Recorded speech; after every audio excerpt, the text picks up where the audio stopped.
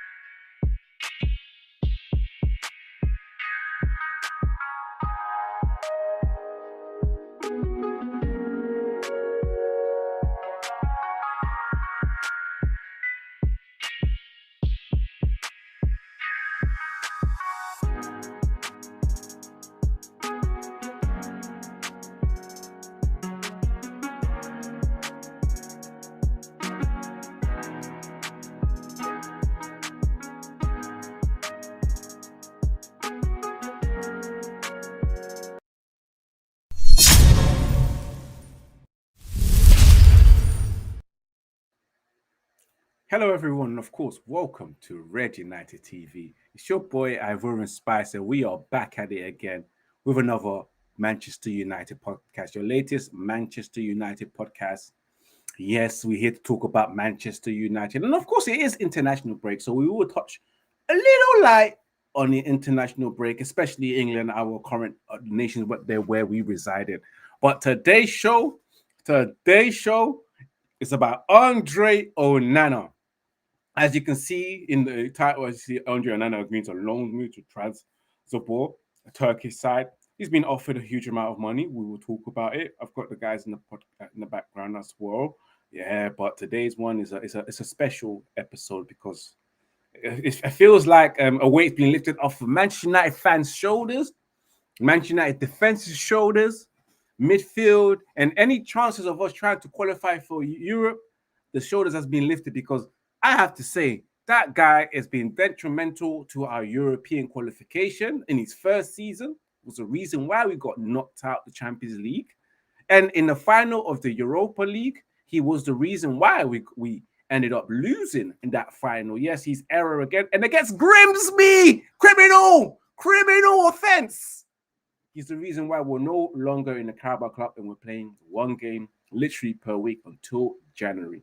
Make sure you guys smash that like button, share across all social media platforms, get yourself involved in the comments, and as well, join Red United TV as a member by clicking on the join button and selecting a perk that suits you.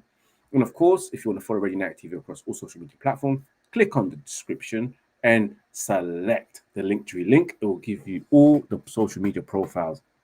I'll get straight into it because we've got Ems in the building. And the guys will join us as well. Still waiting for two more. The most important person that I hope will be joining us is Uche. Yeah, because Uche's got a lot to talk about because that's his guy, his goalkeeper that he's defended head and heels for that guy. And two of the players that he has defended, yeah, are no longer at Manchester United. Well, we're still waiting for the Onana to be confirmed.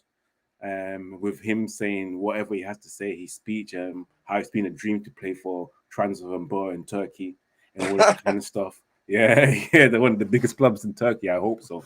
But yes, Ems, big up to you. First of all, let's just ask you, how's your week been? Well, obviously, as you know, my feelings about certain people at Man United Football Club, so it's been a bit of weight lift off my shoulders that Man United ain't playing, but then you go and watch the English national team, and it's sometimes like watching paint dry. But yeah, man, and yeah, good news about the Man United keeper potentially going to Turkey. So I think it's been alright. It's been not bad, to be fair. Absolutely. And Jerome, man, what you saying, my bro? How's your week been? Yeah, man. Week's been blessed, man. You know, when you're not playing, it's even stress free. You can just enjoy your weekend in peace, innit? So I can't complain.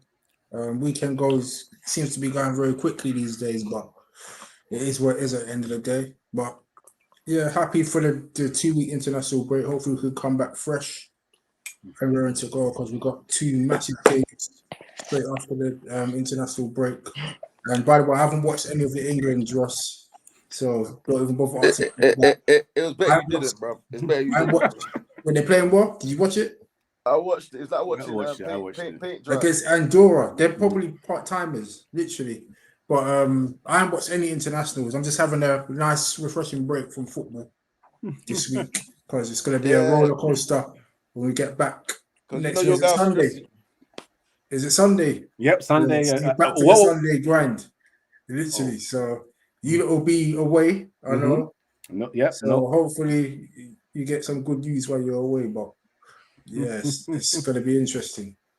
Yeah, I don't know what time I'm back from our trip on Sunday. If I'm back in time, then I'll be able to do the watching. If not, it's either a match reaction or just nothing. It depends on the result as well, to be honest with you. Yeah, because I ain't gonna do that long trip and then we end up getting cooked, and then you think I'm gonna do a match reaction for that. But the wolves are out, bro. The knives be out, bro. We will see in it. And I'm man, big up to you as well. How's your week been?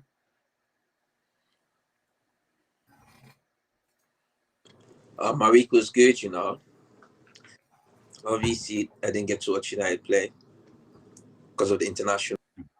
But yeah, it's been all right though. A bit chilled. Let's back to work. So, yeah. Let's get straight into it, guys, because you know what we're here, man. Let's go. So let me bring up the title. For those who are watching, make sure you subscribe, smash that like button, share across all social media platforms. Get your thoughts on Andre Onana. Let me give you the backstory, of course, regarding Andre Onana. So it was Saturday. It was on a lovely Saturday. The sun was out, you know, it was shining in London for all of us, enjoying the weather.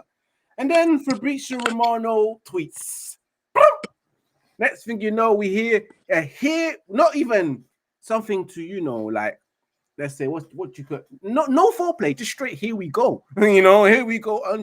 Manchester United have agreed a deal with Trabzonspor Turkish side for a loan for Andre Onana, and of course, all is left is for Andre Onana to agree on Saturday. We was in shock. Some of us said, you know what? I don't believe this until we get the proper one. Let's wait until what Onana says, because we know Onana. He's a stubborn goalkeeper who doesn't give a shit and doesn't care about anyone else's thoughts about him and etc. So I was thinking, you never know, he might reject it, yeah, because he probably thinks he's got a fighting chance at Manchester United. And then the following day, we get David Alston saying now Onana is keen on this move, but we was wondering why are you keen? Is it Turkey? It's Turkey, bro. I don't think no one really wants to go Turkey. I didn't expect you to be keen on this move.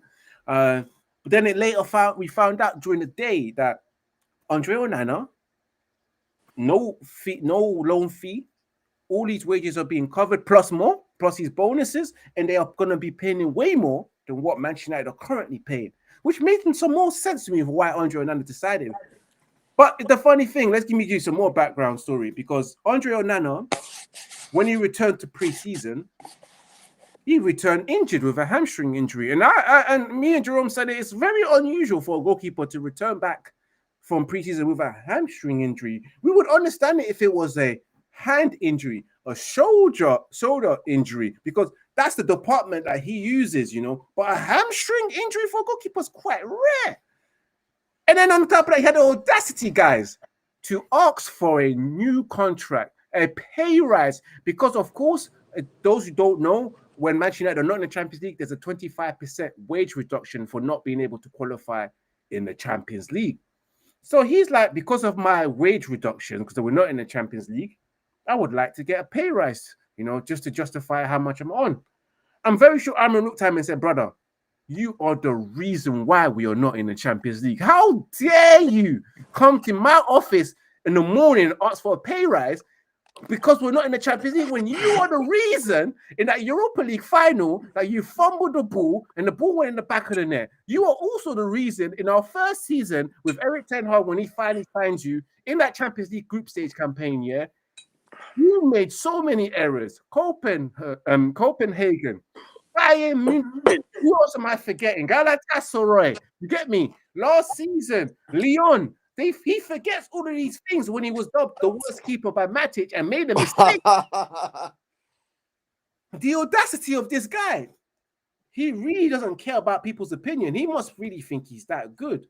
Yeah. And Uche, I'm really waiting for you to come and save your guy. You know, I am really waiting for Uche to come and defend him. You know, Uche's hiding. He said he will join. He said he will join. He said it's obviously school returns and all that kind of stuff, but he will join because I specifically told him this is about Andre Onana. Yeah, just to entice him a bit more. But let's go straight into it, guys. Let's get your overall thoughts on the news of Andre Onana agreeing a loan to Trabzonspor. That's in Turkey. I don't know if they'll be playing Champions League football. I don't really care. You know, I mean, in fact, I'm even shocked that someone actually went for him. Well, good. Let's start off. Who wants to start off there? Get their overall thoughts because we've got so much things to dig. Ems wants to go, bro. Ems, go. My thing's this year, bro. It's been a weight lifted off my shoulders, bro. I told you, man. I told you, man. A flipping Barbarian goal, blood. I told you, man, fam. I told you, man, bro. Bro, listen, yeah. I don't think he can have complaints to why he's no longer first choice because we saw in his first season, man, single-handedly, how could one person single-handedly gets knocked out of the Champions League? I've never seen that in my life. One human, you know. One. Bro, did you not see the errors, bro? Did you not see the Bro, nah, it's too much. It's too much. And even that, I said, nah, I used to leave, bro. I can't deal. And that was season 1. And people told me, oh, you shouldn't be too drastic, yeah? And the second season, bro, it got worse, bro. I said, nah, man. And you know what used to piss me off as well, yeah? I don't know if you all saw it, right? Flex was doing it, yeah? Mal could see the goal. Mal's all there ripping up his socks up and all them thing there. It used to piss me off, bro.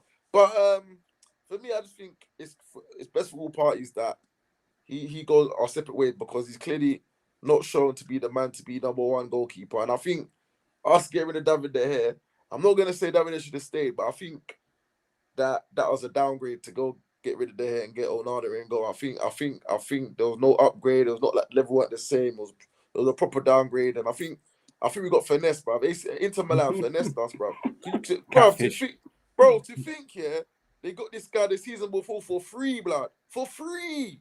Free, blood. Yeah? And then we paid £50 million, blood. Yeah? And then that 50 million, yeah, they spent £5 million on Jan Sommer, blood. That's a mad thing, you know. And Jan Sommer's way better than him. Bro, it's crazy. And bro, it's crazy. But yeah, but I think you can't have no complaints. Like I said, I think he's been given 2 seasons and he hasn't been up to scratch. And bruv, since he's been at the club, he's finished 8th and 15th.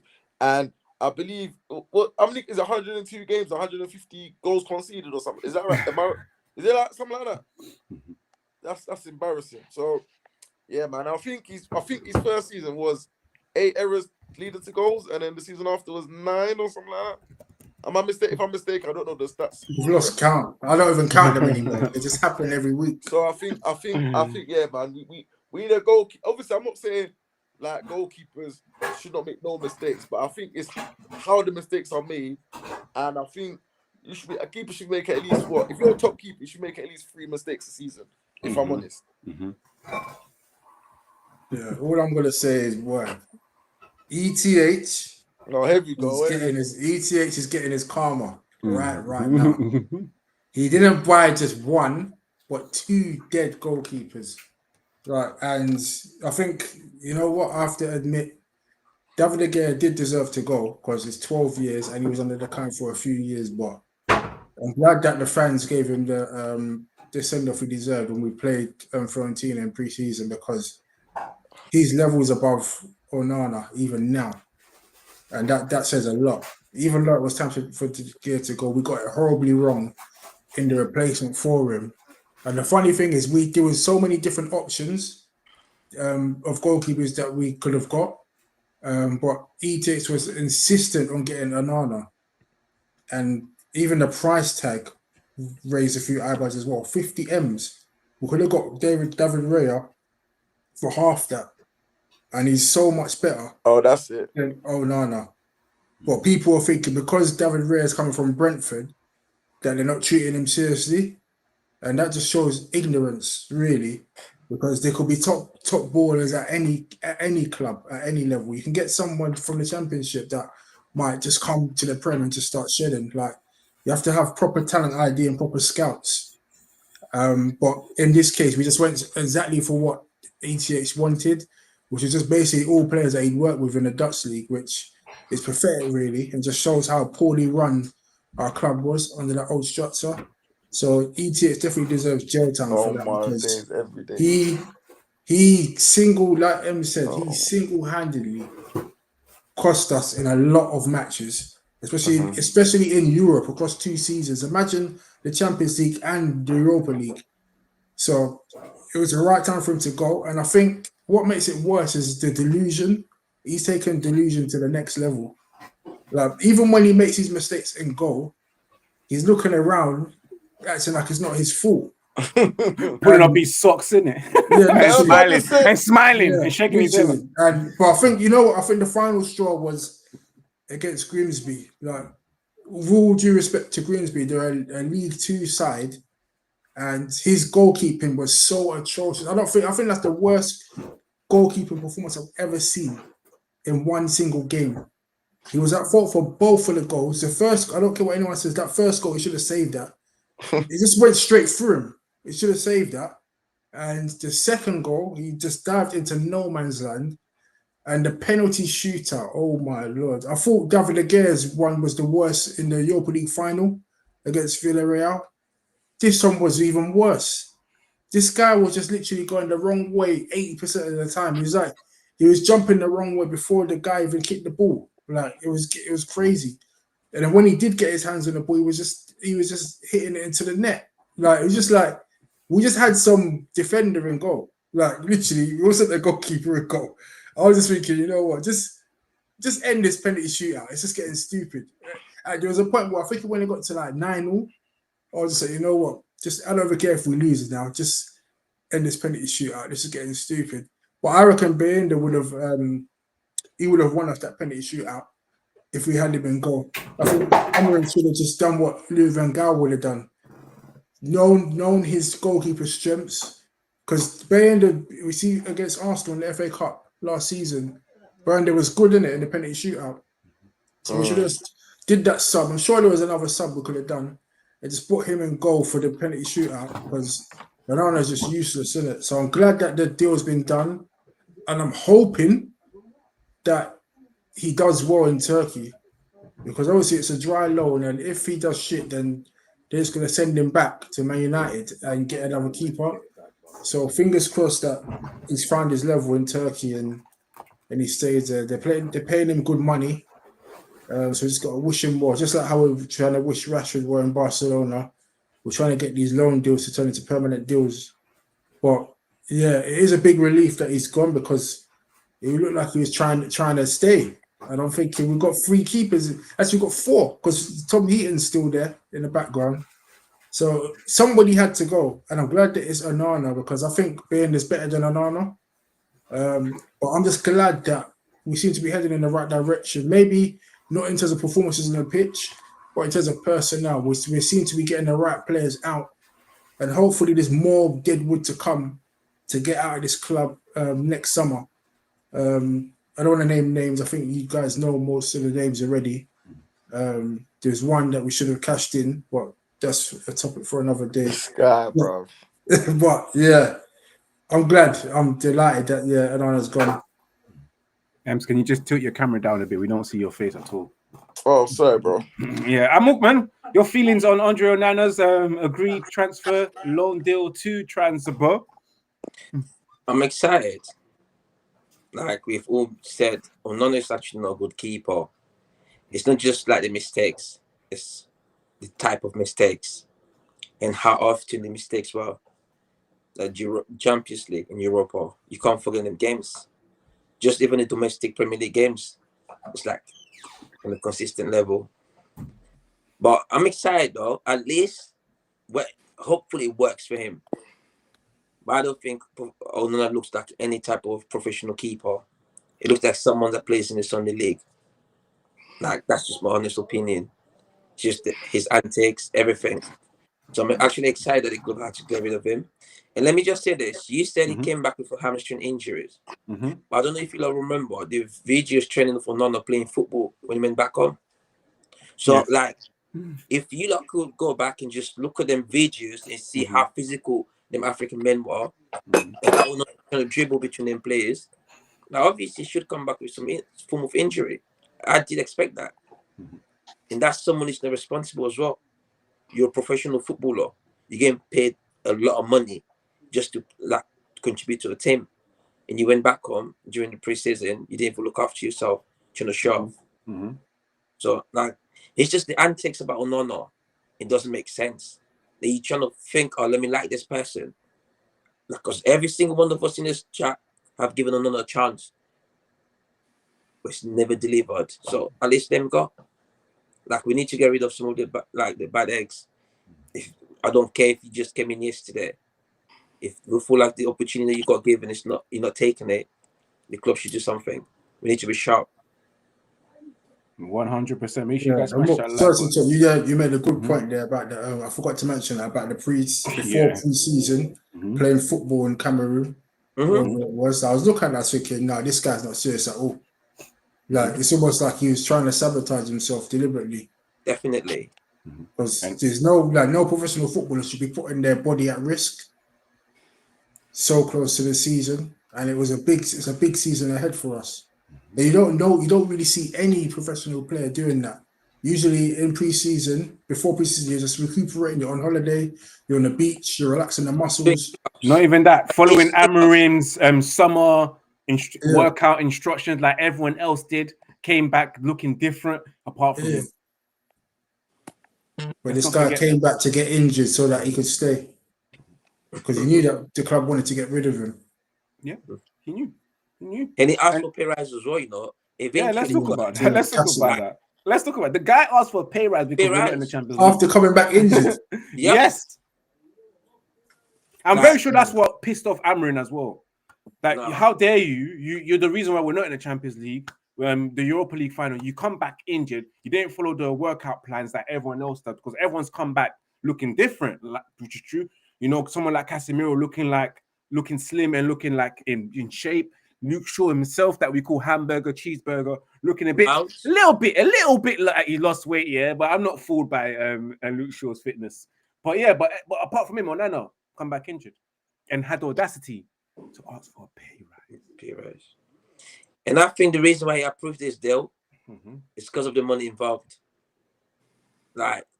If the money wasn't right, Onana wouldn't go. He would have stayed because we all predicted he was going to stay. But obviously, we didn't understand what was going behind the back door, how the deal was going to be planned and stuff. But he accepted this deal because of the money that got put on the table. He's getting a lot more, I think 15% of between 10 to 15% of whatever he's getting now. That's a lot of money for a keeper that does nothing.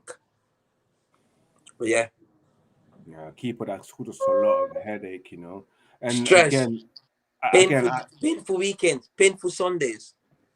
Mistake, and then the last straw was that Grimsby game, man. Andre Onana, man, I'm very sure. I don't even think it's just the money.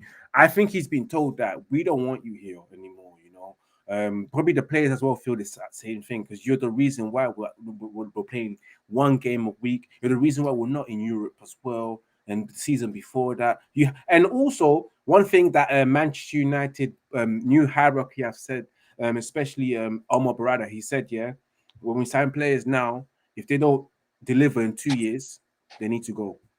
I mean, as you can see, brilliant examples. Andre Onana not delivered in 2 years, he needs to go. Rasmus Højlund not delivering in these 2 years, he needs to go as well. So big up Omar Barada because that's the truth. You get 2 seasons to show yourself. Your first season is you'll get your bed and you understand the league and all that kind of stuff. Yeah, that's the trial period. Yeah, or the probation period. And if you're not doing well in the probation period, and it comes to the second season, yeah, and you're still doing the same shit, you gotta go. And I like this ruthless approach from Manchester United, you know.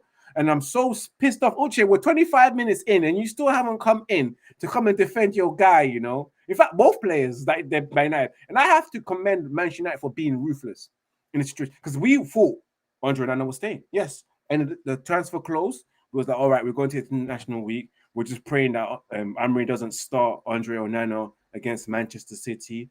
And it was the biggest surprise of them all. Like, this is outside the transfer window. They managed to find something in Turkey because the Turkish window is still open. So I have to big up Manchester United for starting to show a bit of ruthlessness, because we've not seen this type of ruthlessness before, you know. Getting rid of these players that have only been here for less than 2 years, because Manchester United will wait 5-6 years until maybe this players. Until, because you look at the ex-players before, Lindelof has been here for God knows how long. Yeah, he had to leave on a free transfer, you know. So many players have overstayed their welcome, in my opinion. Yeah. Ralph said it recently in his recent interview.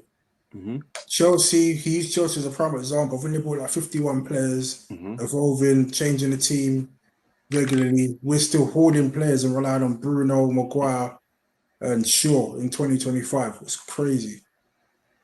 And Maguire's been here for 6-7 years, and he was meant to be sold about 2-3 seasons ago. So these stuff like that needs to end. You know, you can't be holding on to these players that are not really delivering and bringing the team success in. And when I say success on the pitch, not the trophies that we've got, because at the end of the day, the proof is in the pudding that we've never actually developed for the league games, especially our bread and butter. So yeah, I commend that, man. But Andre Onana, back to him. He asked for a pay rise, guys. He asked for a pay rise. So that's the team. He asked for a pay rise in a position of weakness, not even strength. It's not like we just won the Premier League or Champions League or Europa League. And there's extra money coming into the club. It came to the club for money. Because, like, just as normal human beings, right? We all should know when we expect that little bonus. You know, you gotta give yourself some time in the amount of work that you put into whatever you do for you to get that little bonus, right? You've been there how long? What have you seen the club really done? Because maybe there was a clause that says if he wins trophies with us, he could ask. And he's got like a couple of us on the Ten Hag. So maybe, but after last season and where we finished, I think it was kind of disrespectful to the club. And this is something I think most of the guys been saying. We let these players get too big and disrespect the value of the club itself. And that's why some of us argue against the club, because the club gives these players opportunity to do what they do. So sometimes I stick with the players, because if you know you're Manchester United, you should never let this type of things come. Or not asking for a pay rise, you know, after we finish 15th. Like, comfortably asking for a pay rise. Let's just say comfortably asking for a pay rise. Does that make sense to anyone though? Like, if you like, imagine you miss out on 100 M's of not getting into the Champions League, and you're asking for a pay rise when we're missing out on revenue. It's crazy. I just want to get you guys' thoughts on the fact that are you upset that we never got nothing in return in terms of a loan fee, that we didn't sell him, or in fact you're just happy that he's gone? It doesn't matter. Like, we don't care about. I'm more or less just happy that he's gone, because, like you said earlier, who realistically was going to put down money to buy Onana? Like, literally, like someone that's been elite clubs that have been watching Onana for the last 2 years, were they really going to buy him? So I think it's one of those try before you buy scenarios. If he does well in Turkey, they might put down a 10 mil for him or something. But as of now, nobody's going to buy Onana based on his current performances, especially after that Grimsby game. Like, I've never seen anything like it in my life. Grimsby. Ems, you're lucky that you was on holiday. If you was watching live, No, I wasn't. You would have had a meltdown. Bro, I told you the story. I told you, bro. Yeah, he ended up. I just bro. my thing was, but bro, when I got a reception, I was like, what the? And then there's people from Grimsby, blood. People say they're from Grimsby. And I was like, whoa. It's crazy. I honestly couldn't believe what I was watching. I was just like, if it was a mistake against the top team in the Prem, it's still bad, but you could kind of get over it. But this was Grimsby and the embarrassment. League Two. They lost the next game as well. Like, it was just and they made changes, you know. This was their strongest team. It was a strong team. That wasn't no weak team. Obviously, we made changes, but that team should be winning comfortably. Imagine Grimsby rotated their squad for us. It's supposed to be the other way around. They rotated their squad for us. You me? You know what made it even worse? Grimsby could have been 3-0 if it wasn't for an elbow offside. You know what made it worse for me, bro? When I'm seeing man like Ruben do Subuto with the border, but I'm like, yo, what's all this, blood? What's all this? And then on top of that, we let it go to penalties. It got to 11-10. 11-12. League Two opposition taking us to 11 penalties. We had to go round. It went back round again. It went back to Mbemo twice. It's crazy, literally. And then we've got people saying that Sesko was shook to take a penalty because he was like the 10th penalty taker. Like, I had to go through the whole team before Sesko had to step up. It was one of those moments where you just wish it never happened. So, but hopefully that's the lowest that we'll experience this season, and the only way is up from here. I don't know. We'll see. We'll hope it's not the lowest, but let's not talk about that before M starts running into the manager. Bro, it's about Onana, bro. It's about Onana going. But your manager did something for you, man. He gave you a nice little present. He got rid of Onana for you, man. Bro, listen, yeah. Before we go to listen. Even if we beat City and Chelsea, is it City and Chelsea next, right? City? I think so. Yeah, City next. I don't think it's Chelsea after. I think it's someone in the middle then. Well, whoever the two back to whoever, bro. I'm not changing my mind, innit? It's Ruben out, bro. That's me, innit? I'm not changing. I'm sticking by a gun. Yeah, that's what you're standing on business. Yeah, I'm not changing my mind, bro. I've seen enough. No, Amran. But yeah. Did you not see the Onana interview after the Grimsby match? How he said he didn't really care about what they say and stuff and that. And that was disrespectful, you know. The arrogancy of this player. I like Onana, he's my African brother. Yeah. But to be honest with you, you can't be saying certain things when you know you're playing for one of the biggest clubs. Like, people invest emotion, time, finances into football. Like, you go just at least respect the fans. Like, you can go back home and rewatch the match. You feel exactly how the fans feel. But to be honest with you, we all want him to succeed. But we've struggled when it comes to our keepers in the past few seasons. We've actually struggled, and I hope this new keeper makes it. Obviously, he's young. He's got time to grow into the department itself. But yeah, we need to improve the keeper department. If we can get a good keeper and get a proper clinical number 9, the midfield might be dead, but them two departments, they were kind of strong. Yeah, don't concede much goals. You score goals. And sadly, I have to say, I think after Onana, I think I'm done with black goalkeepers at my football club. I don't want that no more. You know, I have no choice when it comes to Ivory Coast because obviously, for black country. But for Manchester United, we've had our fair share, and it's not worked out, especially African. It's not worked out at all, you know. Maybe a mixed race guy can do it for us. I don't know. Just a little hint of blackness with a mixture of white, you know. I would say 1/4 black and 3/4 white because David James, yeah. Because I think David James, African keepers in general, they're just, I don't know. When you watch the African, we just see the blunders. You just trust me. Me and Em know about that. Bringing that to the Premier League, bro. That's true. The blunders is crazy. Is it the concentration? It's the concentration, and you know, concentration is not good. And the fact that African keepers like to do the spectacular saves for the cameras. For the cameras. Did you preventing it could have prevented a corner, but instead they will save it to cause a corner and concede from the corner. That's exactly what problem is. What's the boys, isn't it? Did you see that one? I don't know. Come on, bruv. Ghana played this team. I can't remember what country it was, right? Yeah, it was And Africa.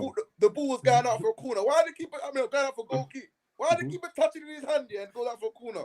And you can see from that, and you're the reason why we went to the next round. Yeah, and then I was fuming. This kick, African keepers, bro, embarrassing. I remember that clearly because it was. I remember that. Bro, that. you know what? We was winning. I think we was winning 2-0. He was winning 2-0. And I changed the channel thinking I was comfortable. Can I fix someone else play? That's what it was 2-1. I thought, nah, let me go back. And I thought, it's only what? Was it 90 minutes? I thought 80, whatever. And then I saw the thing and I was like, hold on. Man scored. I was like, no, you couldn't make this up. I said, yeah, this is some bribery, guys. Some brown envelope money, bro. You know what I'm saying? Absolutely. And with that, Onana leaving, it means that maybe Lemens gets his opportunity to be number one on Bayindir. We don't know. We'll find out. You know, I'm hoping that this goalkeeper that we have signed, that we've heard so much good things about, actually bangs from the start. You know, I hope he's match fit. I don't want to hear that, oh, Lemens is looking for a hotel from a house from the manager. None of that, oh, like his family hasn't come in, so he's not settled. None of that nonsense. You know, like the way he done it with Benjamin Šeško, all this nonsense. Pull him straight in and let's see whether he's good or not. And I know it's a tough game to go in, but then again, bear in mind that Man City's goalkeeper, you don't know who's going to be sorry, whether it's Donnarumma or James Trafford. Trafford makes mistakes. So we just never know. You know, we never know what type of goalkeeper is. We shouldn't be afraid because the goalkeeper they might put in might make mistakes as well. And I think it's a very open game against Man City based on Man City's performance and form at the moment, and the fact that we're above them, for surprisingly above them. So I would like to see Lemens what he's got. Apparently, he doesn't do the saves for the show. He just catches it and prefers it to be secure. Like I've seen videos of that. So that's what we need. We don't need all that nonsense. Safetyness instead of risk, too much risk. You know. So let's hope so, man. But moving on from that, Andre Onana, and because for some reason Uche has survived 40 minutes. I think he's going to come at the last 5 minutes. When we change the topic, we're talking about probably like someone like Marcus Rashford's performance for England, Amara. Let's talk about England. Of course, England played Andorra 2-0. A goal from Declan Rice and a goal on goal first. On goal. The second one was Declan Rice. England not looking too bad. Andorra, we're not surprised, but then we have to remember that England struggled against Andorra on twice in qualifications. But today they beat. I just want to get your thoughts on Thomas Tuchel. I don't know how much football you've watched of England so far under Thomas Tuchel, but what do you make of the style as well? I'll be honest. I'll be honest, right? I don't think we can really judge him on the World Cup qualification because I just think this is going to be a breeze. Obviously, I know England got Serbia tomorrow. They're saying that's like that's a tough. It's not. I wouldn't say because of the play. It's more the hostile atmosphere in Serbia and potential racist abuse, as we know what happens in Eastern Europe and all that crap. But for me, I think Tuchel needs to be judged when we get to the World Cup. When he gets to the World Cup, he can have no excuses. He knows the remit. The remit is for him to win the World Cup, which I believe is not possible due to the altitude, the climate is hot, all of that stuff. So I think, mate, if England even get to the quarterfinals, I think that's an achievement as itself. I think it'd be very difficult. But No. I'm gone. Sorry, I'll let you land. I think with Tuchel, I think he's used to being a day-to-day manager. So for him to just also be an international manager, and he gets his players every 3 months, and then, but it's kind of hard. I think to be an England manager, I think it's kind of hard because you've got to merge everybody's different playing styles. It's not like if you're Spanish, majority of Spanish teams play the same way. So when they come in, nothing really changes. And the same with France with their Clairefontaine and their national team. I think England, everything's all like mash up, merged into one, and it's very hard, For instance, like even at centre back, you had Dan Burn and Mark Gay. One wants to one wants to play a high line, the other one wants to drop deep. So it's very difficult to if you're gonna have a partnership like that, you need to have like that sort of partnership, to have an understanding. Then I feel as well, you need to get a partnership going, and I think that's where England might be lacking, because they don't play with each other week in, week out, so it's very difficult. And honestly, I feel like certain people that came in, they didn't keep the shirt for me, so it's very difficult. But we'll see what happens. Well, my opinion is that obviously the squad selection for this campaign is just an experiment, because it's Andorra and Serbia. I generally believe England can win the World Cup or reach the semi-finals, because of the squad selection. The talent pool is vastly wealthier than where it was before. You look at the midfield, and you look at the forward line, the Palmers, the Saka, all these young players that are rising up to the occasion, that's getting first-team football as well. My only concern, even the wing backs are strong in right back and somewhere in left back, but it's my centre back is the situation, and I don't believe in the goalkeeper. The goalkeeper doesn't have the European pedigree to be starting. It's still for Pickford. England. It's still Pickford. Pickford that plays for Everton, that just plays Premier League football. But I've already in his defence though, he hasn't let England down as no, he hasn't. He hasn't. Thank so you. I think you got to cut him some slack. Like, but I do. But I've already. Sorry, I didn't mean to cut him, because I was very intrigued to what you're saying. If England was not playing in America, all the heat and that conditions, then I would actually say England have a far better chance. But due to the heat and all of that stuff, and I don't think I know they got technically gifted players, but I think other nations, for me, have maybe a little bit keep the ball better. They keep the ball better, and I think the aim of the game, if you keep the ball, then I think you got more chance of winning it. Right. So that'd be my argument. My argument is Thomas Tuchel.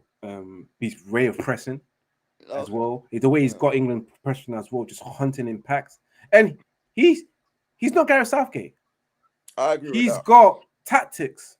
He's got I agree with that. High pedigree of managing top clubs, and I'm hoping that he can transfer that into the national team. And that's what the national team was missing: that manager that knows how to win and what's it called, knows how to win.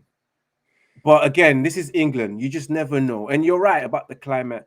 But the last European Championship is always everywhere they go in the summer is hot, especially when they play in Europe. So obviously the States is quite different. I have a feeling in America.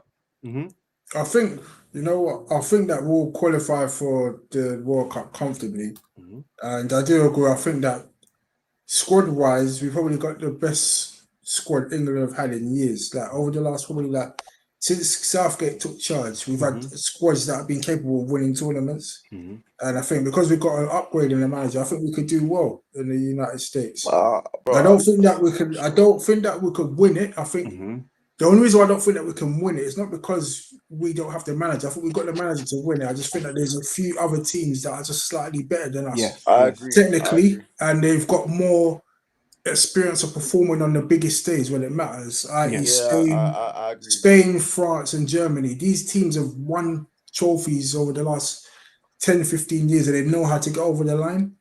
That's the only thing that I would say that might stop us from winning it. But in all honesty, we should have won the Euros already in 2020 on the Southgate against Italy at Wembley. You can't get any. That's put on a plate. You're at home at Wembley against Italy, who that weren't their best Italian side, and Gareth bottled it. He bottled it against Croatia in 2018 in the semis, because Croatia were tired. They were having bare semi-finals and extra time, And then obviously France, France are France, innit? I can't really fault him for that, because you've seen how good France's squad is. But I don't want to pick on Southgate, but I just want to say that the level of competition with the other countries, that's the only thing that might make them fall short.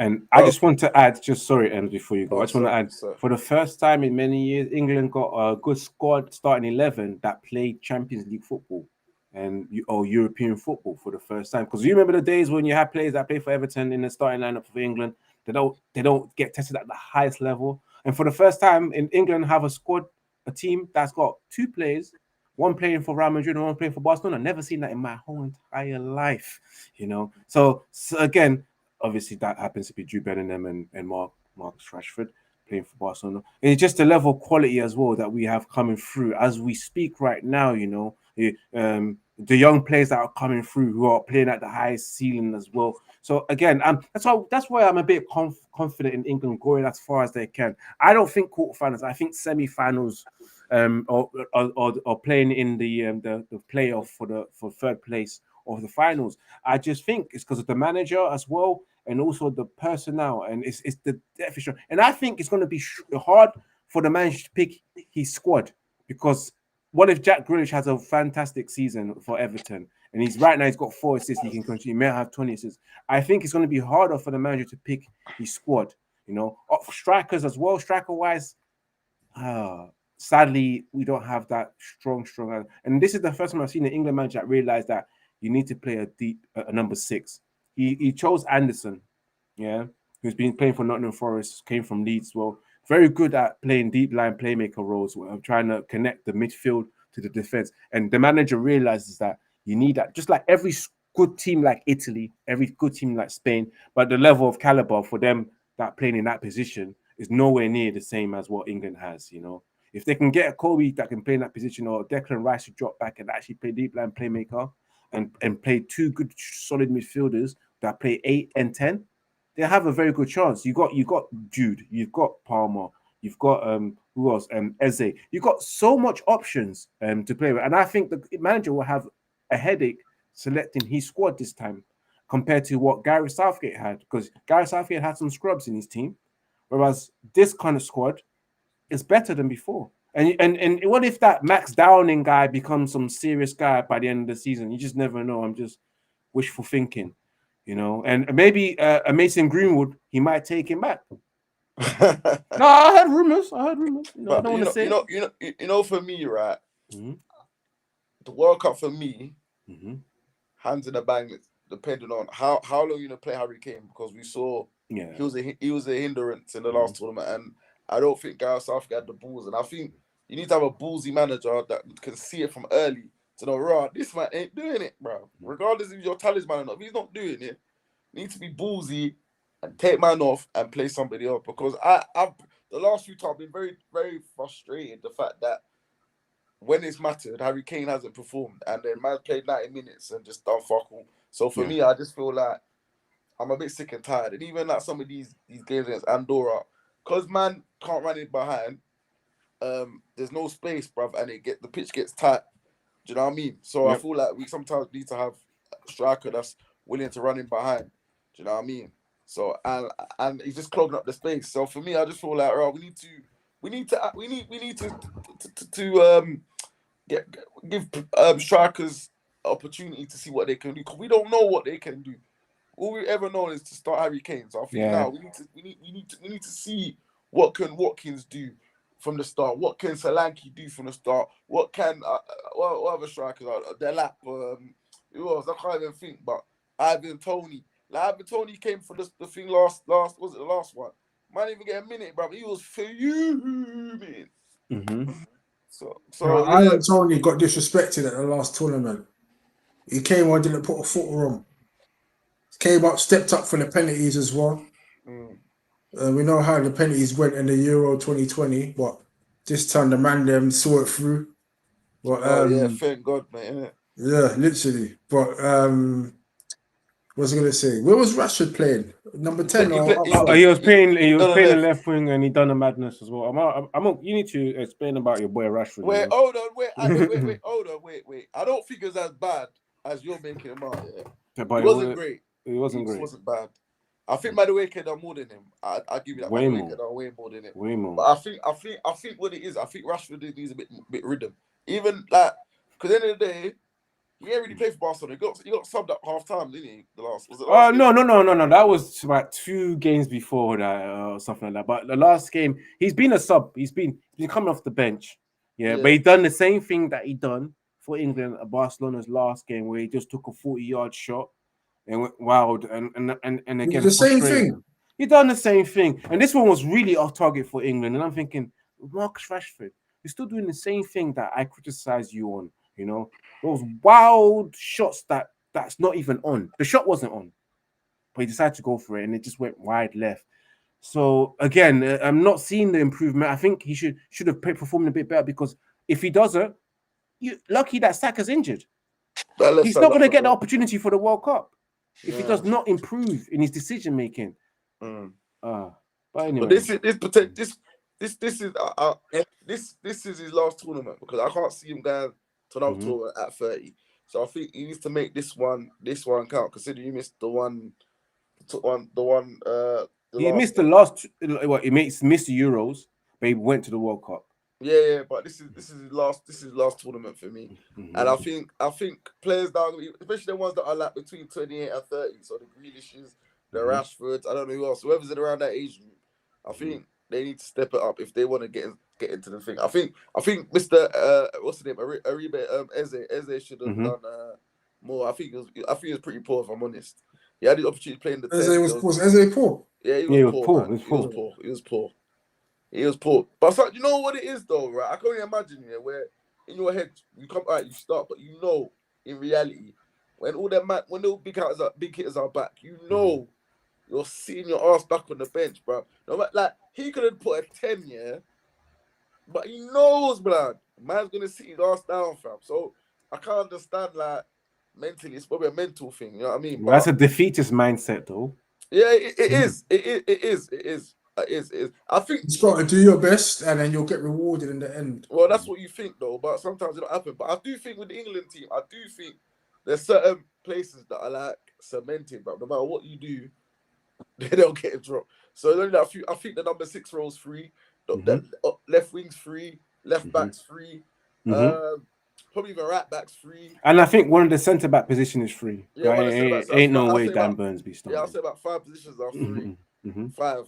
That's quite a lot. So people need to start stepping up if they want to cement their place. Yeah, because I think right wing is locked down, strikers locked down. The left of the free is locked down. That's Declan Rice. And Drew Bellingham starting in that midfield as well. Drew Bellingham as well. So so basically, what's that? 5? Is that 5 positions? They got their core spine players, and I think Mark Gay's got his place. He's got his place. Yeah. Mark Gay is the only player that I know that he's elite enough to play for the biggest team in the world. As a centre back, I'm not even worried about him. Even if he doesn't play, he's not playing in Europe, but he is though the Conference League. But I'm not worried about him. His talent is enough, and I hope Manchester United pick up that phone come January and tell them don't go Liverpool on a free transfer. Come to us. You know, we replace you. We don't want Maguire. Let's be real. I'm just hoping. That's a good shot. That's how much I rate Mark Gay. We need a replacement for Maguire. Maguire's going next time. Jerome, let's be real, bro. Right now, who you signing for, bro? No, that's right now. I'm talking about January. When January comes, let's see how we look in January, innit? Bro, with this manager, we ain't doing shit, bro. Just be hopeful, man. Just be hopeful. I'm not being hopeful for nothing, bro. Have you not seen what's going on? I've given up, but I'm still hopeful. Yeah, let's just see where we are in January. What the plans are. Bro. We've seen enough. Let's just see what the plans are, because what plans? We need to not stand still in January. We need to see what's going on. Well, doesn't matter, man. We plan ahead without Amorim. Don't worry. You're missing the point. This isn't about the manager. This is about what's best for the club. We're giving up. Regardless of whether Amorim's here or not, we need to be looking at strengthening in January. Now, I think what we're doing now, we're trying to recruit not for the manager like we did on the ETH, because ETH just gave us a bunch of scrubs. We're trying to buy for the club now. Yeah, man. It's about Manchester United. What Manchester United want. Not about what the manager wants. It's about what Manchester United want. The football they want to play. But I'm saying, if you're neutral right now, it's Liverpool. If Man United and Liverpool come calling, bro, there's only one winner. As mad as it sounds, I'm saying, bro, listen, you go Liverpool, unfortunately.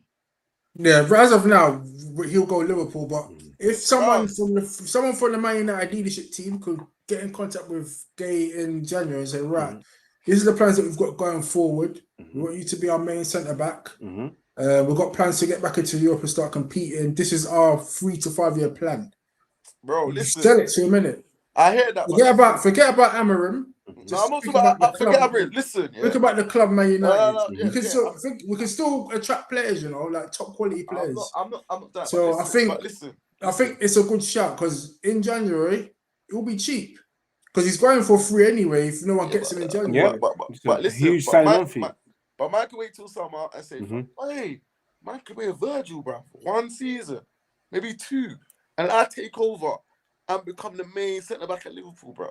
Bro, that's more enticing, in my opinion. Fuck Liverpool, respectfully. Yeah, we're trying to build our team. I agree with you, but come on, look, bro.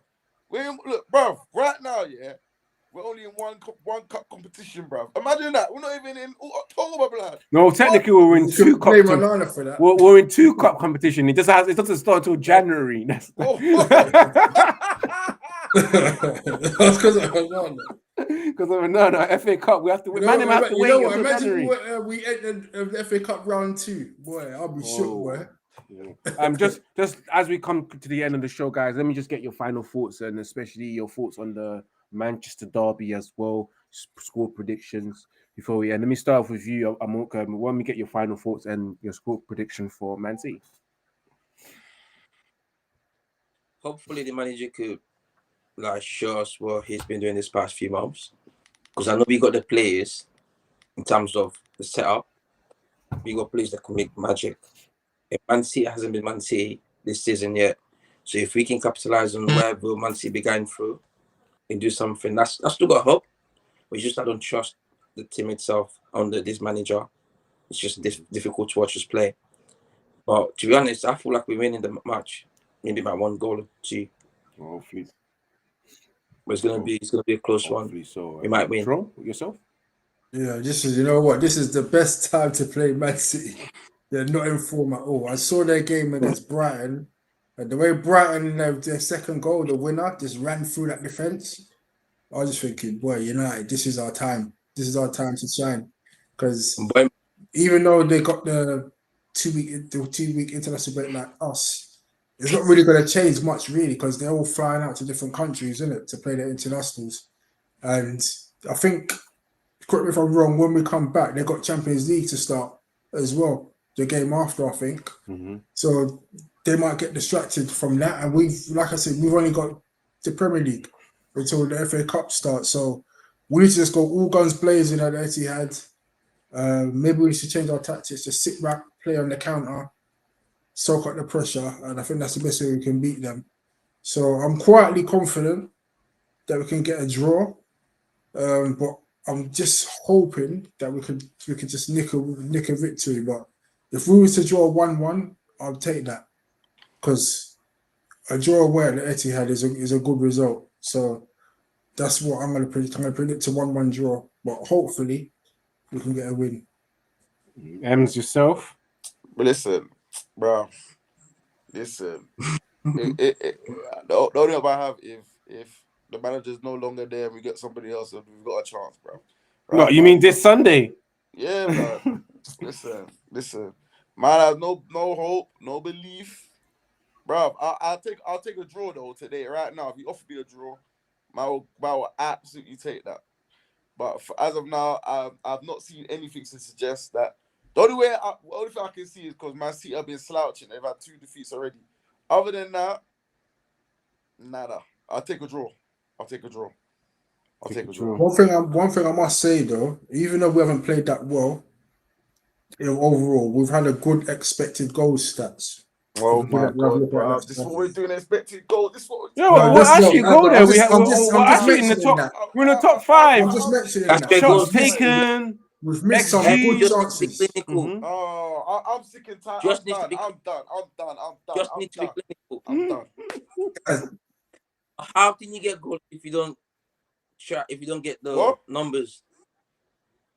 All we have to do. Yeah, that's it. You're right. Yeah. Well, our numbers are up there. Now, first 3 games we've had 20-something shots. Despite Arsenal, Fulham, and also in the last game we played at all, we've had over 20 shots attempts on goals. Well, not on target, but 20 shots, more than 20 shots on goal. So there is an improvement in that area. Against, who did we play? Even against Burnley, we had loads of chances. Burnley had loads of chances. Loads of chances against Fulham. Them So we're in creating 3 the games. opportunities, but it's just not going in. Or just the luck is not there. That's when I say the manager needs to change whatever he's doing. He's In not play changing nothing. Sesko. Force him to play games week in, week out. We just play one game, you know. In my opinion, we should win every single game we go. Definitely. But that's just fantasy. Reality is different. Yes. A big up to everyone as well. My final thoughts is that I'm so happy that Onana's leaving. Big up to everyone that's tuning in. Remember, like I said before, there might not be no watch along because your boy is away for the weekend. I am returning the same day. Oh, I'm hoping, but I don't think so. Probably be a match reaction, but we'll be back on next week Monday for the catch up as well, and cover that as well. And then obviously the watch along that will come during the week as well. But it is what it is, my guys. As always, as I would like to say, remember to keep it united. Remember to keep it Red United TV as well, and make sure you smash that like button. This is available on audio platforms on Spotify, Amazon, and also Apple Podcasts. Till next time, peace, love, and we shall see you next week, Monday.